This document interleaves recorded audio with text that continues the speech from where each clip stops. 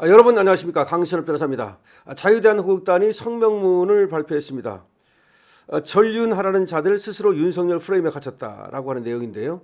그러니까 전륜을 얘기하고 반윤, 친윤을 얘기하는 자체가 바로 윤석열 프레임에 갇힌 것이다 라고 하는 겁니다. 자유대한민국당의 지금 성명문을 보겠습니다. 어제 결의문 나온 건 아시죠? 국민의힘에서 전륜 결의를 했는데요. 사실은 3시간 30분이나 의총이 열렸음에도 불구하고 장도혁 대표는 한마디도 하지 않았다는 것인데, 이 친한계 애들이 난리를 떨면서 바로 그런 결의문을 만들어냈다는 겁니다. 그러면서 또 사실은 또 오세훈의 요구에 응한 것이 돼서 국힘이 오세훈한테 지금 좌우되고 있다라는 얘기도 나오고 있고요. 지금 오합지졸이 돼가지고 과연 전륜만 한다고 해서 지방선거에서 승리하겠는가라는 얘기도 나오고 있습니다. 또 한쪽에서는 그거라도 하는 것이 차라리 나중에 핑계 댈 수 없게 되는 거 아니냐. 지금 오세훈이가 핑계를 대면서 안 나갈 궁리를 하고 있었는데 오히려 그런 결의문이 나옴으로써 이제 핑계 댈 것도 없다 이런 얘기도 나오고 있는데요. 어쨌든 자유대한민국당에서는 어떤 성명문을 냈는지 보겠습니다. 오늘 국민의힘 의원총회에서 채택된 결의문은 겉으로는 통합을 말하지만 실제로는 질의멸렬한 또 한 번의 사과쇼에 불과합니다. 박근혜 대통령 탄핵 후를 떠올려 보자면 그때 탄핵에 앞장섰던 김무성, 유승민, 이준석 등은 탄핵의 강을 건너야 보수가 산다는 말을 끊임없이 반복했습니다. 그랬죠? 그때도 맨날 탄핵의 강, 탄핵의 강을 건너야 된다. 똑같습니다. 어떻게 그렇게 똑같은지 모르겠습니다. 그러나 그들은 결국 평생 배신자라는 정치적 꼬리표만 남겼습니다.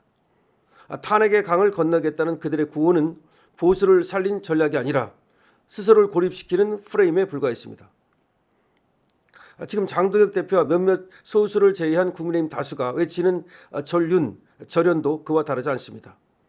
윤석열 대통령과 선을 긋겠다고 할수록 역설적으로 그 이름을 더 크게 부각시키고 있습니다. 정확한 분석입니다. 그때도 맨날 탄핵의 강, 그 말을 할 때마다 저는 정말 저런 말을 왜 할까? 그런 얘기를 했거든요. 그런 생각을 했거든요. 그러니까 그런 거를 아예 얘기 안 하는 것이 최고거든요. 근데 계속해서 그렇게 탄핵에 강하면서 박근혜 대통령을 갖다가 말이죠, 저쪽으로 떠밀려고 하다가 결국은 또 폭망하지 않았습니까? 사실 보수가 폭망한 게 그때부터 폭망한 겁니다. 한번 생각해 보십시오. 총선을 그때부터 지기 시작하고 쭉 지고 있는 거예요, 계속. 그 총선을 지금 3번 연속 말아먹었잖아요. 2016년, 2020년, 2023년, 4년. 그러니까 계속해서 그때부터 결국은 이 지금 총선의 저주가 들은 것이 바로 저들이 바른당 만들어가지고 말이죠. 그 배신 때릴 때부터 그때부터 총선 저주가 꽂히기 시작한 겁니다.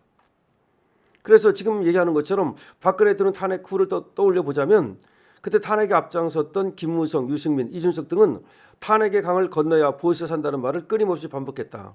그러나 그들은 결국 평생 배신자라는 정치적 꼬리표만 남겼다는 겁니다. 그들은 결국 이 탄핵을 건너겠다는 구호를 했지만 그거는 보수를 살린 전략이 아니라 스스로를 고립시키는 프레임에 불과했다는 겁니다. 지금 장도혁 대표와 몇몇 소수를 제외한 국민의힘 다수가 전륜, 절연을 외치고 있는데 그것도 그와 다르지 않습니다. 윤석열 대통령과 선을 긋겠다고 할수록 역설적으로 그 이름을 더 크게 부각시키고 있습니다. 심리학에서 코끼리를 생각하지 마라라고 하면 사람들은 오히려 더 강하게 코끼리를 떠올린다고 합니다. 윤석열을 지우겠다고 외치는 순간 그들은 스스로 윤석열이라는 프레임 안에 갇혀버리는 것입니다. 더 근본적인 질문도 남습니다.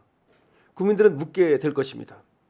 윤석열 대통령이 비상계엄이라는 극단적인 선택을 하게 되는 과정에서 과연 국민의힘은 책임이 없었느냐는 것입니다. 유승민에 이어 배신자 타이틀을 얻은 한동훈 그리고 그 탄핵에 찬성하거나 방관했던 자들이야말로 먼저 국민들에게 사과하는 것이 마땅하지 않겠습니까? 오늘 의원총회에서 이어진 사과와 결의문 채택 과정은 장도혁 대표와 당원 사이를 이간질시키려는 실수로 보입니다. 탄핵에 찬성했던 자신들의 잘못을 덮기 위한 치졸하고도 비열한 작태를 또다시 보여준 것입니다. 지금 벌어지는 싸움의 본질은 누구를 지지하느냐 마느냐의 문제가 아닙니다.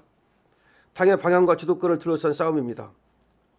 장도혁 체제를 무너뜨리는 것이 목표인 그들에게 가장 거슬리는 존재는 특정 인물이 아니라 당의 개혁을 원하는 당원들입니다. 결국은 당원들을 찍어 눌러 당원들의 의지를 꺾기 위한 것입니다. 그래서 지금 필요한 대응은 의외로 단순합니다. 밖에서 분노만 표출하는 것이 아니라 제도권 안으로 들어가 그 안에서 버티는 것입니다. 당원 가입을 더 늘리고 당원들의 목소리를 더 크게 만드는 것입니다. 우리는 국민의힘이라는 제도권을 활용해야 합니다. 그러므로 탈당도 포기도 없습니다. 결국 그 당의 방향을 결정하는 힘은 당원에서 나오기 때문입니다. 정치는 오래 버티는 사람이 이깁니다. 지금도 제도권 안에서 버텨야 할 때입니다. 아주 좋은, 정말 기가 막힌 지금 성명문을 발표했네요. 아주 현실적이고도 지금 딱 필요한 정말 기가 막힌 성명문을 발표했습니다. 그렇습니다. 지금 저것들이 장도혁 대표, 그러니까 지도부하고 당원들을 이간질시키려고, 당을 먹으려고 계속 전륜전연하는 거예요. 지방선거를 이기려는 게 아니에요. 지방선거는 저것들도 진다는 걸 알아요. 저렇게 해가지고는 안 된다는 걸 알아. 그러니까 결국은 당 먹는 게 목표라고. 쟤들의 목표는 당을 먹는 거라고. 그럼 어떻게 하면 되겠어? 장도혁을 갖다 고립시키면 되겠죠. 장도혁을 내쫓으면 되겠죠. 그럼 장도혁을 내쫓으려면 어떻게 되겠어? 당원들과 장도혁을 이간질시키면 되겠죠. 그래가지고 장도혁이 넘어지면, 자빠지면 그때 당을 먹으면 되겠죠. 근데 지금 그 전략이 어느 정도 또 성공하고 있잖아요. 지금 장도혁에 대해서 또 많은 사람들이 실망하잖아요. 그 결의문 채택할 때 물론 장도혁은 한마디도 안 했지만 거기 이름 올렸다는 것만으로도 또 실망하잖아요. 그걸 노리는 거라는 거지. 기가 막힌 성명문을 발표한 겁니다. 우리 오상종 단장 정말 열심히 싸워주고 있는데 자유대한민국당 진짜 뼈 때리는 탁월한 성명문을 발표했다는 겁니다. 다시 한번 여러분께 왜 이게 탁월한지를 한번 설명을 드리죠. 자, 통합을 말하지만, 겉으로는 통합을 말하지만 실제로는 사과쇼라는 겁니다. 이번 결의문이 말이죠. 박근혜 대통령 탄핵 후를 떠올려 보자는 겁니다. 그때도 탄핵에 앞장섰던 김무성, 유승민, 이준석 이런 놈들이 탄핵의 강을 건너야 된다는 말을 반복했는데 지금도 똑같다는 겁니다. 이번에는 전연, 그러니까 윤석열과의 관계를 끊어야 된다. 이 말을 반복한다는 겁니다. 근데 그때나 지금이나 똑같다는 겁니다. 그때도 탄핵의 강 어쩌고 하는 놈들은 그 배신자들이 그런 거지. 아니 일반 당원들이 뭐 그런 말 했습니까? 자, 심리학에서 코끼리를 생각하지 마라 그러면 계속 코끼리를 오히려 생각하게 되는데 마찬가지로 오히려 전륜하면은 윤석열 프레임에 갇히게 된다는 겁니다. 그럼에도 불구하고 왜 그런 짓을 하느냐? 근본적인 질문이 남는다는 겁니다. 아니 도대체가 왜 얘들은 이렇게 할까? 바로 그게 아까 얘기했던 것처럼 이놈들의 목표는 결국 장도혁 지도부하고 당원들을 이간질시켜서 장도혁 지도부를 넘어뜨리고 무너뜨리고 거기를 차지하겠다는 그런 오로지 일념만 있기 때문에 얘들은 사실은 지방선거에는 관심도 없다는 겁니다. 그러면서도 마치 지방선거를 이기기 위해서 필요한 프레임처럼 전륜을 얘기하고 있다는 거죠. 우리 여기 속으면 안 된다는 겁니다. 그래서 우리 당원들이 똘똘 뭉쳐야 된다는 겁니다. 그래서 뭐 탈당을 한다든지 이렇게 하면 안 된다는 겁니다. 오히려 더 많이 당에 가입해야 된다는 겁니다. 그리고 국민의힘에 악재까지 남아있어야 된다는 겁니다. 국민의힘에 또 제도권 안으로 들어가야 된다는 겁니다.